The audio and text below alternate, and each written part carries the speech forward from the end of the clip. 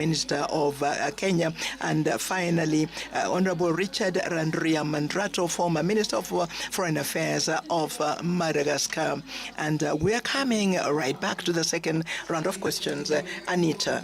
About to start the round 2 of our debate here, Mjadala Afrika leadership debate, where we are witnessing and listening to 3 esteemed candidates, each vying for the chairperson position of the African Union Commission. Earlier on, we heard their thoughts on issues such as the African Continental Free Trade Area, and now we're moving into the second round. And if you're just joining us, we're beaming live from the Federal Democratic Republic of Ethiopia, Addis Ababa to be specific. Et pour ouvrir le deuxième round, mesdames. To start the second round, ladies and gentlemen, honorable participants, we're going to open a second envelope so that we can see the question that was prepared by an independent panel for this debate. Let me remind you, ladies and gentlemen, that the questions were drafted in 2 languages, in French and then in English. So, Your Excellencies, the candidates, your question is this.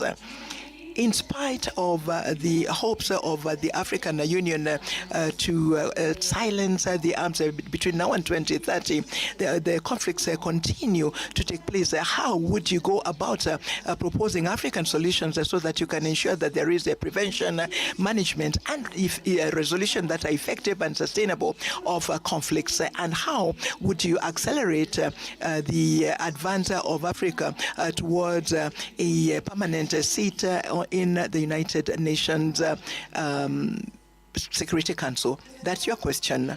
Whose aspiration to silence guns by 2020, conflicts persist. How will you foster African solutions to ensure effective and durable conflict prevention, management, and resolution? And how do you plan to accelerate Africa's push for a permanent seat on the United Nations Security Council? Ladies and gentlemen, our esteemed candidates, the first to answer this round of questions will be His Excellency Raila Odinga. You have 4 minutes, Your Excellency. Thank you very much. Well, silencing the guns on the continent. As you know that in 2013, the EU met and passed a resolution to silence the guns by 2020. We are today in 2024, and the guns are not silent. They're very loud, roaring all over the continent. We need to address the causative factors of these conflicts. There are some which are conflict caused by poverty or deprivation. Some of them by conflict within the society, again, things like ethnicity and so on. Some of them are externally influenced or promoted. Some are religious and so on. So there's not a common factor. But what you need to do is to address the causative factors which could translate into these conflicts throughout the continent. And this is what I will do myself. First, as you know that all African countries are not at the same levels of development. Those which are more developed, like for example, in terms of governance, there are some areas where you have got exclusions of people, and as a result of this, there's some people move to use other means. We need to find a way of creating an environment for dialogue within our societies so that we can be able to prevent these differences, conflict ending up into violent confrontation between the various groups.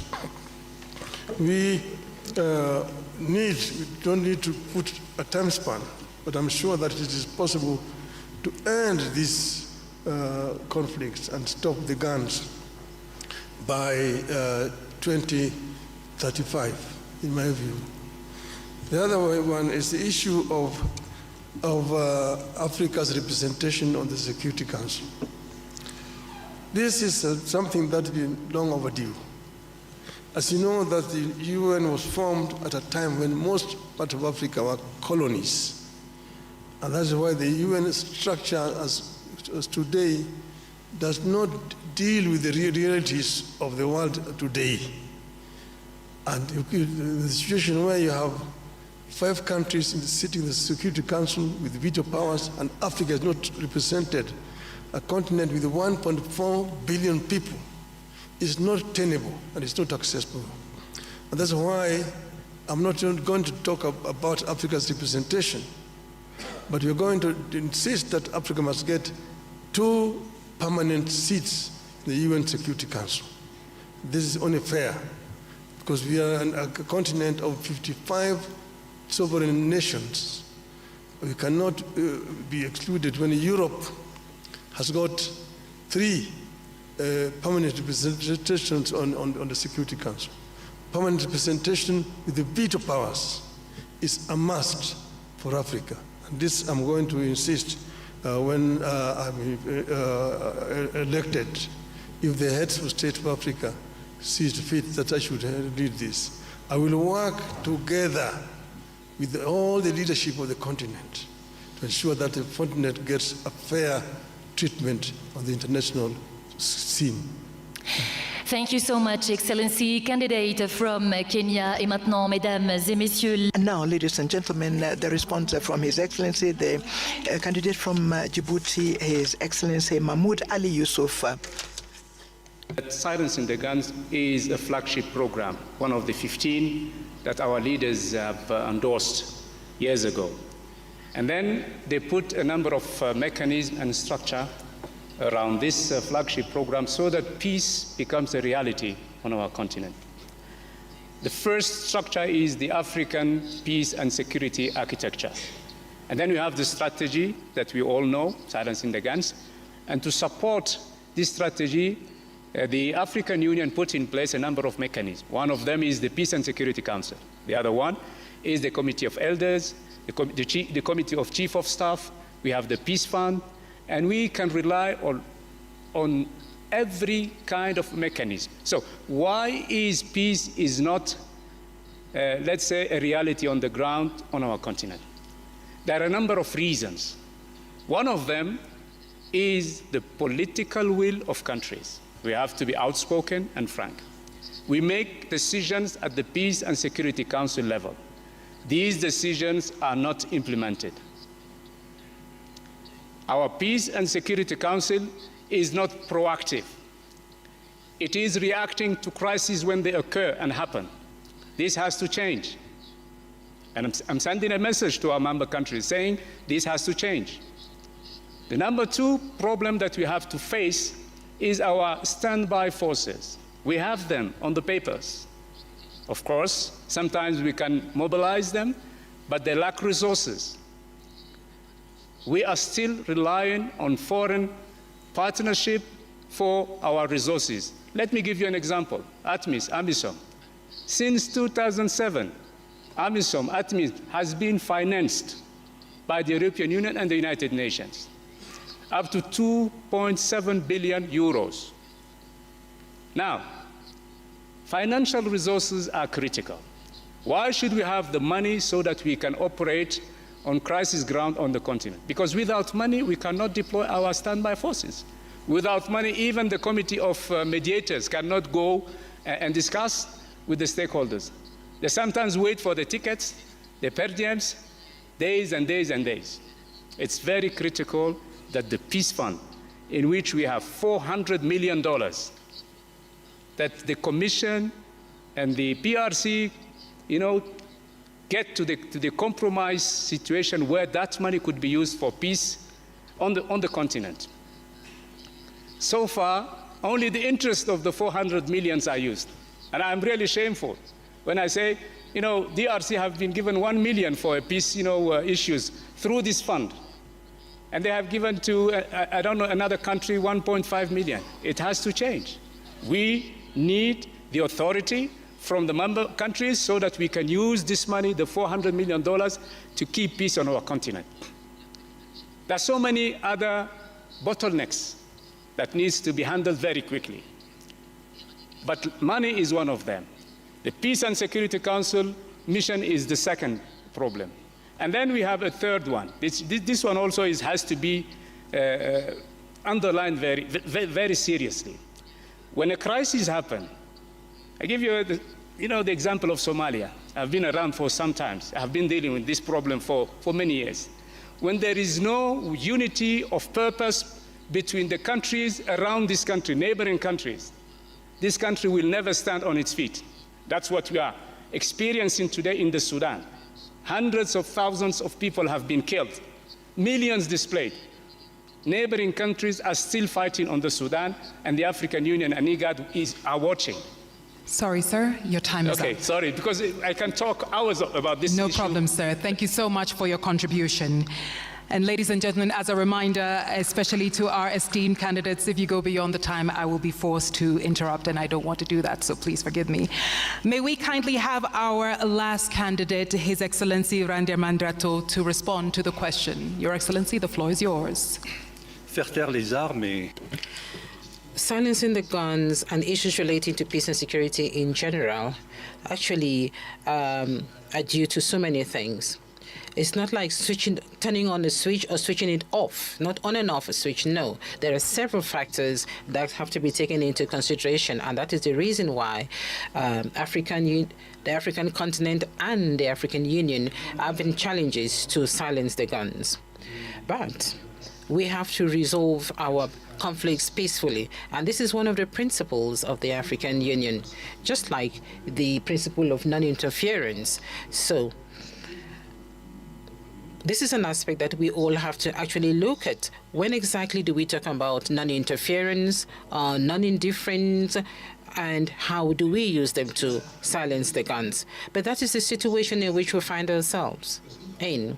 And if I am chosen by the heads of states and government as chairperson of the commission, I will make sure that the African Union Commission would actually work towards resolving our conflicts peacefully, because we have that in the Constitutive Act of Africa, of the African Union.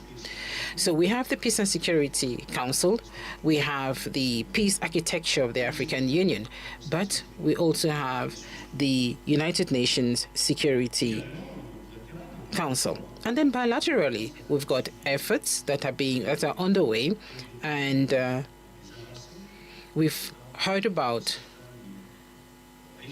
progress in some areas, in some regions where we have long-standing conflicts.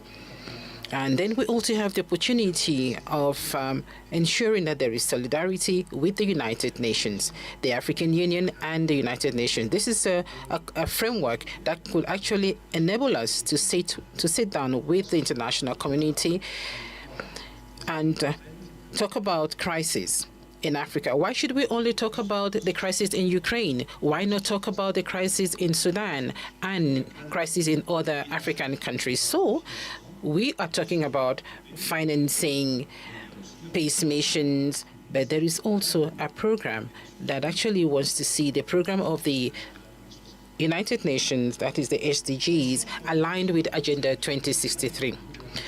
And then we also have the 10-year plan of our public institutions in charge of working at a national level, but we are talking about the justice systems in our respective countries.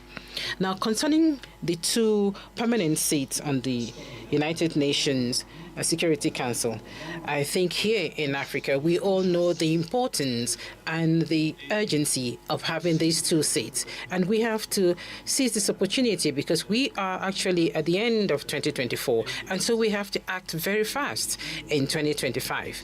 And this should be the mantra of the African Union in 2025. And so, of course, we have to make sure that we can actually speak with one voice on the choice of who will represent Africa on the United Nations Security Council. It's not going to be easy. It will be up to the heads of states to decide who will be the continent's representative. And now we'll conclude to say that, like this morning, I read in the newspapers the issue the problem between Ethiopia and Somalia. And this was being resolved by Turkey. The mediator is Turkey. Let us be responsible. Let us be serious. The African Union should be that person doing the mediation. Thank you. Thank you very much. Thank you very much, candidate from Madagascar. Ladies and gentlemen, this is the end of our second round. And without any transition, we are going to step into the third round, and we are going to discover the question. Anita, you have the floor. Now, ladies and gentlemen, we move into the third round. Once again, if you're just joining us, these questions have been formulated by an independent panel, and the questions will be open and seen only at the beginning of the round, as I'm doing right now. Esteemed candidates, on the topic of reviving Pan-Africanism and countering external influence, Pan-Africanism is declining, and external powers and internal divisions challenge Africa's integration efforts. What specific steps will you take to rekindle the spirit of Pan-Africanism, counter big power politics on the continent, mobilize African countries behind a common integration agenda, ensure resource self-reliance, and position regional economic communities at the center of this process? Cher candidat, Distinguished candidates, your question is as follows in French. L'africanisme est en déclin et les puissances extérieures et les divisions internes remettent en cause les efforts d'intégration en Afrique. Quelles mesures spécifiques comptez-vous prendre pour raviver l'esprit du panafricanisme contre la politique des grandes puissances sur le continent, mobiliser les pays africains derrière un programme d'intégration commun, assurer l'autonomie en matière de ressources et positionner également les communautés économiques régionales au centre de ce processus? Et nous allons commencer tout de suite avec le candidat. And we will start with the candidate of Djibouti to provide his answer. You have 4 minutes. First and foremost, we have to understand that we are living in a world which is multipolarized world. This is a world that is actually multipolarized. And this world would not provide space for a continent or countries that do not have the right economies, the military strength, the capacity that is required, and mostly that continent or country that is not on the world stage. This is a reality. So what can we do? What should we do? I think it is very important that the Global South should actually take action. And in the Global South, it is Africa that actually has to stand out. And how is Africa going to stand out? If we do not represent much in terms of global trade, you cannot actually sit around a table where decisions are being taken for the destiny of the world. And so integration is, I would say, an obligation, is a must. When we talk about obligation, it is important that the AFCFTA should actually be functional. It is important that intra-Africa trade be developed, and it should go beyond 18%. It is important that African countries should actually use their own resources. And so Africa has now a seat on the G20 table. We want to congratulate South Africa for chairing the G20 next year. And so it is important that the African Union Commission should be working hand in hand with the African Union to actually make sure that Agenda 2063 is a priority item on the agenda of Agenda 2063 of the G20. Africa has to be also on the UN Security Council. Just imagine 80% of the issues discussed at the UN Security Council is African problems. When we talk about security issues, who do we talk about? Africa. When we talk about food insecurity, we also hear Africa, Zimbabwe, Botswana, Ethiopia, Kenya, Somalia, they have actually been victims of natural disasters, but we are not the ones polluting the world. So the African Union should also be fully involved in the COP discussions. The COP discussions should also be held here in Africa. So a strong Africa has to be an Africa that is present on the global stage. We have to see that Africa has to be part and parcel of the global south, and this is what we have to do. And I'm going to make sure that our commission is going to work to ensure that Africa is part of the global south. Integration is a long-winded effort. It goes through solidarity. We are not working among ourselves. We are not speaking to one another as neighbors. Would rather trade with non-African countries because we have non-tariff barriers, because our currencies are not convertible. Our currencies are not convertible. If I want to trade in birr with Ethiopia, and Ethiopia wants to trade in France, definitely there is loss of money. So we should have a payment and compensation system in Africa. We have to mobilize resources between 5 and 10 billion so that this compensation system is functional. Are we going to have a single currency in Africa? Why not? That is possible. Her Excellency Randriamandrato, it's your turn, sir. 4 minutes. Je ne pense pas. Well, I do not think that pan-Africanism is actually dying out. No, because pan-Africanism is in us. We are pan-Africanists. You cannot erase the history of this continent, the history which also includes the efforts of our diaspora. So pan-Africanism is really not dying in Africa. It is true that we all have a huge responsibility. The current generation that we have to work to make sure that the future generation should not forget what our founding fathers actually had in mind when they were establishing the OAU. So that all those who are in Africa should continue to live the same dream the same dream. We inherited this continent from our founding fathers, and we have the Africa that we want.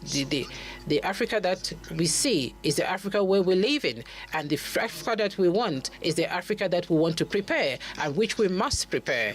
And so there is a clear difference between the Africa in which we are and the African Union, which is our own home, the common house. And if the African Union Commission does not put in the right resources, the human resources and the financial resources, even the diplomats and the military, we will not get to where we want to be. And so I am of the opinion that it all depends on the will of the people to go beyond the challenges that we face today. We all know the problems of our African Union today. There are certain aspects that do not meet the expectations of the people. For example, the SACA audit that was prepared by experts proposing reforms that have to be undertaken. We also have reforms that were undertaken in 2016.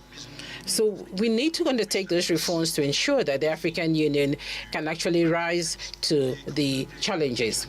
The regional economic communities also have a role to play. I went to COMESA for several years and actually saw the efforts undertaken by countries of COMESA and East Africa.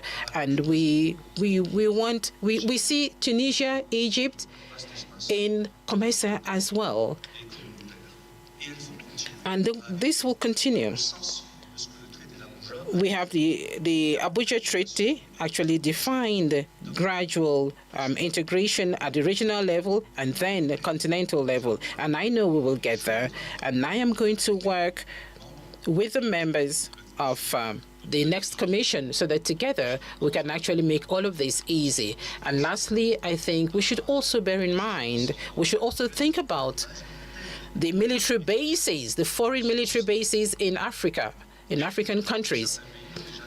some countries have already started to take their own destiny in their hands in terms of their security. We should be brave enough. We should actually have that courage to make sure that we can actually stand out there as adults that can actually take their destiny in their own hands. Foreign military bases in Africa, we do hope that in a few years' time, those military bases will be a thing of the past, because these military bases are actually a source of conflict. Thank you.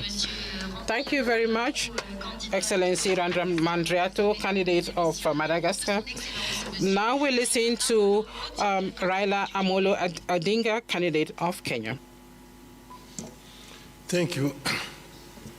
Well, I mentioned earlier on about the inter-African trade, which today stands just at 15%.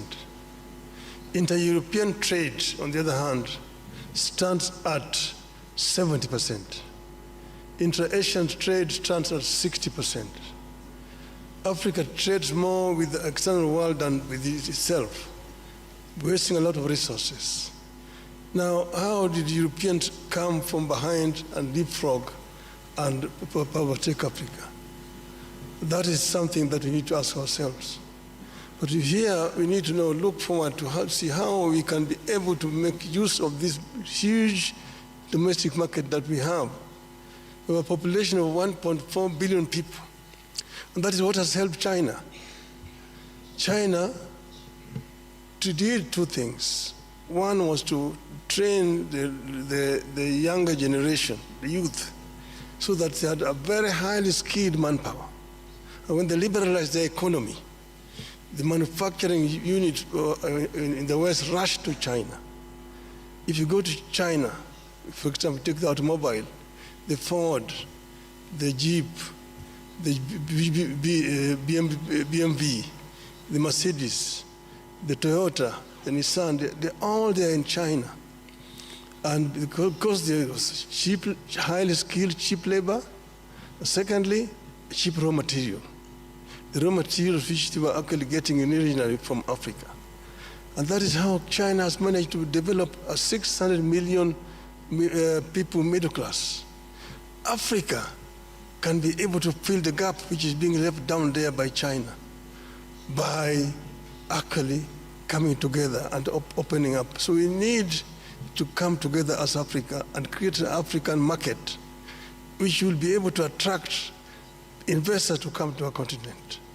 Africa is the youngest continent in terms of population. 70% of our population is below the age of 35. That is a big bonus. It can be a bonus or it can be a curse. If the youth are not empowered, given requisite knowledge and skills, they become a drug to society, drunkards, drug addicts, and criminals. But empowered, they become a real source for wealth creation. It is a pity today that many African youths drown in the Mediterranean trying to seek greener pastures in Europe because you have not created conditions that can retain them here. Now we are saying that we want to create a situation where every African youth must be connected to the internet, and using the artificial intelligence and information technology, we can be able to give this youth opportunity to work anywhere in the world when they're staying here on the continent. This is something that we are going to address, empowerment of the African youth, and together with the African woman, so that we create a workforce that will be helped in terms of wealth creation on the continent. This will enable Africa to leapfrog and to catch up with the rest of the world. I'm saying that I want to be a vehicle to be used to help Africa to get there. We will work together with all the leadership in the continent so that Africa moves. Thank you, Your Excellency. Thank you very much, Your Excellency Raila Odinga, finishing us on the third round. And now we move into the fourth and final round, and I give my sister the opportunity to open the envelope and tell us what the first or the last question rather is. Ladies and gentlemen, as a form of a reminder, after this we have a quick break, and after the break each of our esteemed candidates will have 2 minutes to share their closing remarks. Fatima? Dear candidates, your question is this one. The implementation of the key reforms at the African Union that were decided by the Assembly of Heads of State and Government has come to a standstill, and which has a negative impact on the structural stability and the financial viability of the Union, and also on the lack of the African Union to have an impact. Were you to become the chairperson, what new approaches would you adopt to reinvigorate the implementation of these reforms, rationalize the programs of the African Union, and strengthen its effectiveness in the long term? Under the topic of implementing of reforms agreed under the Assembly Decision 635, the implementation of key African Union reforms decided by the Assembly of Heads of States and Governments has stalled, with an adverse impact on its structural viability and financial sustainability, and the AU's focus on a few high-impact public goods.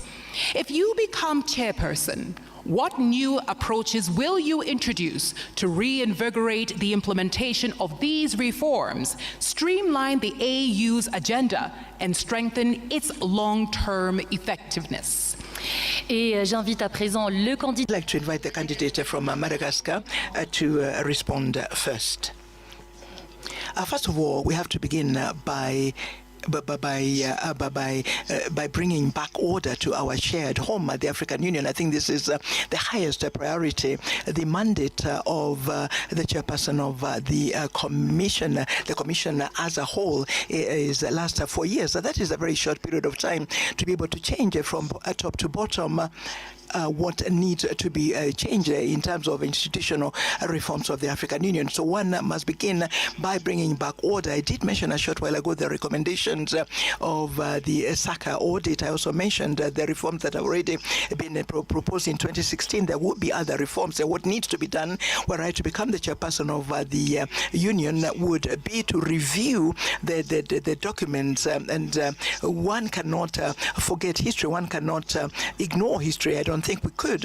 We are at the end of a process. We are at the beginning of a new process, and the outgoing team did what they were able to do with the resources that they had at their disposal. And I would like to thank the outgoing chairperson of the commission, Mr. Faki, and his entire team. And were I to be elected chairperson of the commission, I would work, of course, with the chairperson, because it would be a lady chairperson. Now, these reforms have to be prioritized. There are reforms at the level of the financing of the African Union. There are reforms in terms of mobilization of strategic partnerships. There are, of course, issues that have to do with the effectiveness in the area of peace and security. So we have to prioritize the reforms. Yet, once again, 4 years is too short a period of time. It is therefore important to review objective by objective.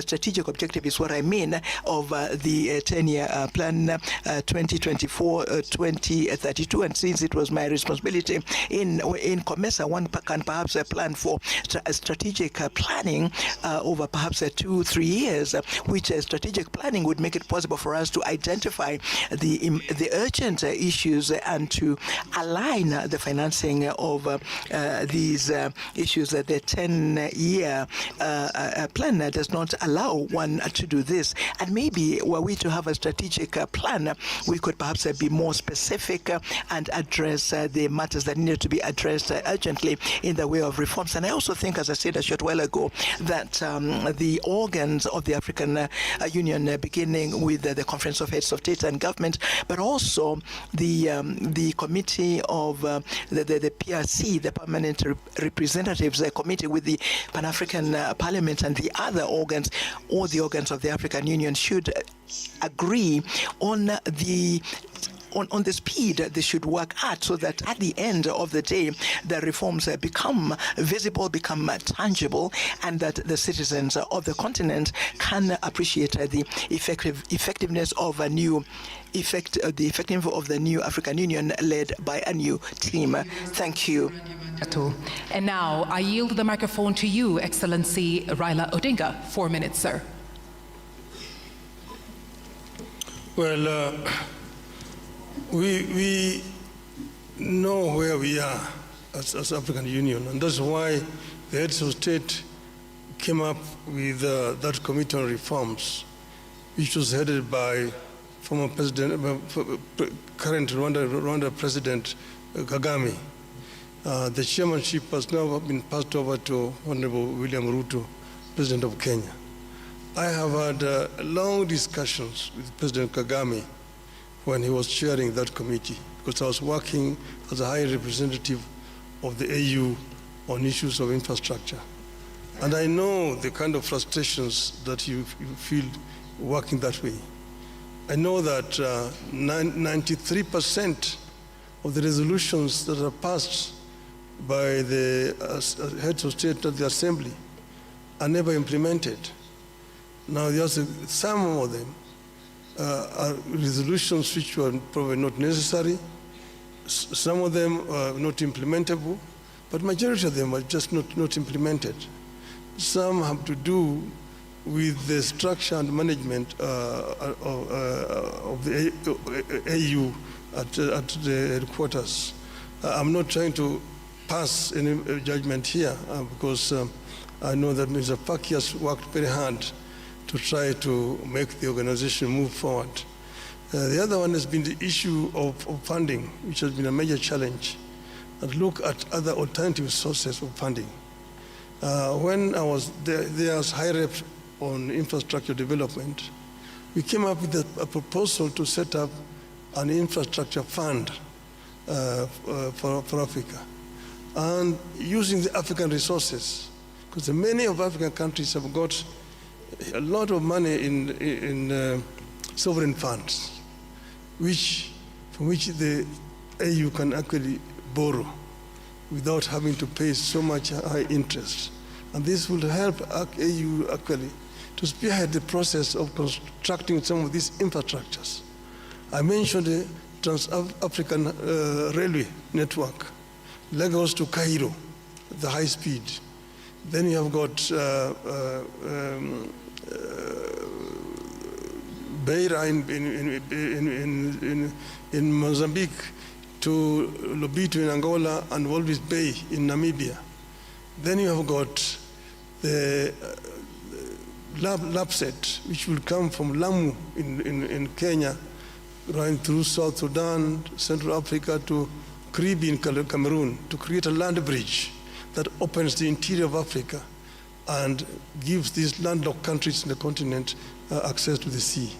So some of these are possible, but we need to think out of the box and ensure that most of these reforms which are being proposed are implemented. We were talking about energy, which is a very major issue. And we have got the Grand Inga in the Congo, which can actually power the entire continent with power pools, southern power pool, eastern power pool, central, western, and northern power pool. That will help us to lower the cost of energy in the continent. That would be a revolutionary change on the continent. Then you've got the connectivity, fiber optic connectivity, open skies, opening up the skies for movement of people. And then visas. To do visas is a big issue. Many African businessmen cannot travel across the continent because they don't have visas. Excellency, I'm really sorry to interrupt you. Les 4 minutes se sont écoulées. Nous allons maintenant suivre. We are going now to listen to the response from the last candidate for this round, the candidate from Djibouti. Let me start by paying tribute to our heads of states who have endorsed those reforms in 2017. And then the champion for those reforms was His Excellency President Kagame, and he passed the responsibility to President Ruto. Now, there are a number of reforms that have already been implemented. We have to recognize that. The size of the commission, we had 10 commissioners, chairperson, deputy chairperson, and 8 commissioners, and it has been reduced. We have what we call a golden rule in terms of managing the staff and the personnel. I'm still waiting for the SACA program to be implemented. I hope that this hot potato will not wait for us, one of us, when we'll be elected. But I hope that the SACA process will be implemented. It is about the personnel, the staff. We have moved from a lot of short contract employees to a permanent contract. That's very important. If you want to create loyalty, you want to create the ownership within your staff and personnel, you have to make them happy. They need to have a permanent contract, and it is in the SACA program. Now, the biggest bottleneck of the reforms is the financing. Our heads of state said we will pay 0.2% of eligible import to the Commission. Only 17 countries, 17, are applying and abiding by that rule. It has to change. I'm not going to impose that on our leaders. It's not my intention, but I will advocate for it. It's very important to have, that particular issue of mobilizing and fostering financing be resolved immediately. Then our experts, there is a unit in the African Union Commission called the Reform Unit, led by Mr. Makoko, a very able African expert. But there are so many reforms that have not been implemented. One of them is PAP, the Pan-African Parliament. It's still a consultative organ. When is the Pan-African Parliament will become a legislative organ? They have passed in 2014 a protocol. Only 15 countries ratified that protocol. And this is one of the major reforms that we have to implement. Then we have on the judicial sector, the Court of Justice, the Commission of Human Rights. Sometimes they are fighting on issues. The Court of Justice do not open its doors to nationals, to African citizens, to NGOs. They are complaining. I am hearing complaints about the African citizens with regard to the Court of Justice. And then they are fighting who is doing what, the Commission of Human Rights. These reforms have to be implemented. And the Bureau of Liaison, a liaison bureau. We have so many on the continent. That's double use of those bureaus. Time is running, time is flying. So we have to rationalize. How can you imagine that you have 3 bureaus in the same region? And we're saying we should have the golden rules for management. And whenever we want to touch one of the bureaus, it's a political matter. It's useless, but it is a political matter. The country that is hosting the bureau is saying, you won't touch it. It has to change. It needs leadership. It needs understanding, negotiation, but it has to change. If we want to change things, we have to be frank and outspoken. We have to be, really tough when it comes to be tough, and lean when it comes to we have to do it. We have to do it. Yes, sir, your time is up. And now, ladies and gentlemen, that brings us to the end of round 4. If you are just joining us, we've had 4 rounds, and each of them has touched on a thematic area. And now we will go for a quick break. When we come back, the candidates each have 2 minutes.